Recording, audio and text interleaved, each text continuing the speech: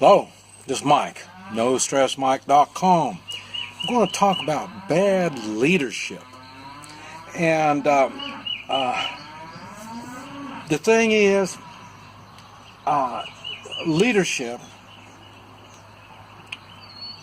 on the contrary to many believers, is it starts from the bottom and it goes up. Now this is why I push the three-man militia. The three-man militia, you have three working together. You have a relationship with these three, with these two others, and sometimes you might have four, you might have even five, just your little group.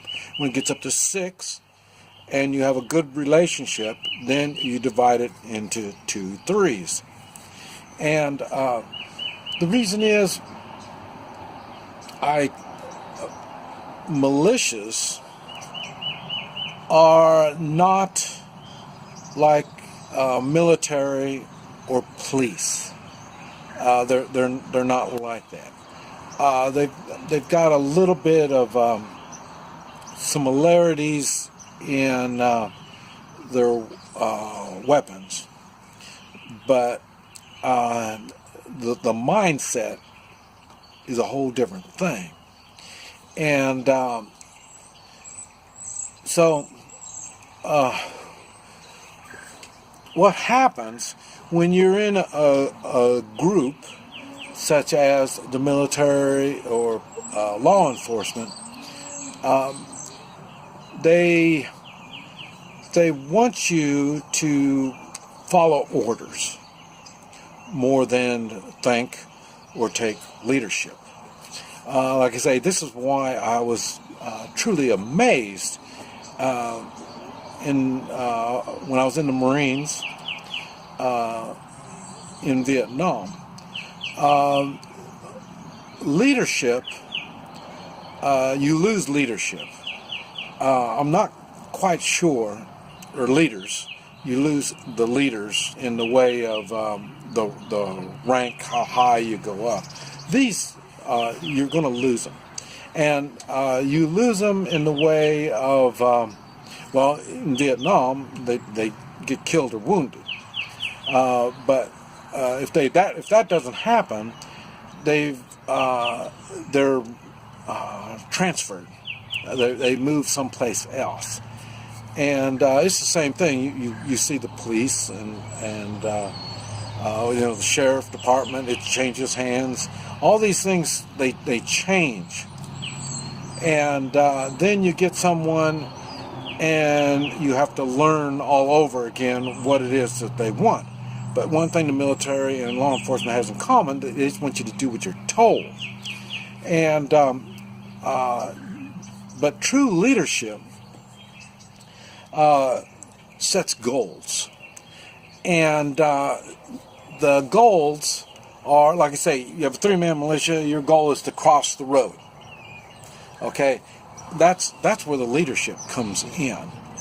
And because you're really doing something. Now, when you're coming up, like I say, they're setting, they'll set a goal, but you watch them.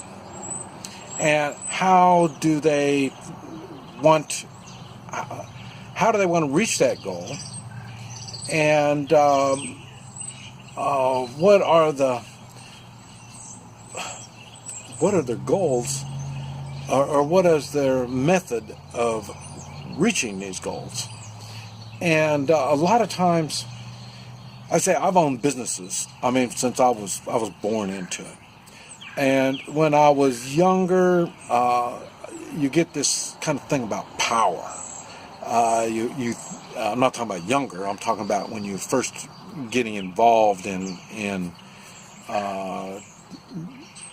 I hate to say a leadership position, but that's what it is when you own your own business. You're in a leadership position, and you tend to feel like you've got power. And military and law enforcement, it's worse, far worse than that. I outgrew it. Once I realized to reach my goals, I need to be able to share that with the people that I'm working with. They're not below me, they are working with me. And I have to let them know what the goals are and ideas on how we're going to reach these goals. Now, in business and in the Marines, in Vietnam anyway, you leave a lot of, I think the word's latitude for them. In other words, you don't try to get in detail about how you want things done, because if you set the goals and they fully understand their goals and their responsibilities and their part of reaching those goals, then they will think and they'll work it out and they'll make it happen. What happens a lot of times, that's one thing on law enforcement. Their goal is to enforce the laws. Policing isn't their goals, and they are reminded of that all the time. And so then they tend to get that kind of an attitude. Well, this is the law. You know what I mean? So, whoa, I'm giving you a direct order. Whoa, I mean, these are things that gives you an idea that you have poor leadership. And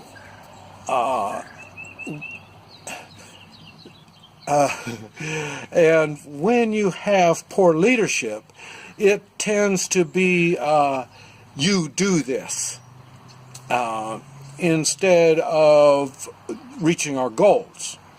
And if they, and like I said, this is what I'm saying, you watch the way they express themselves and see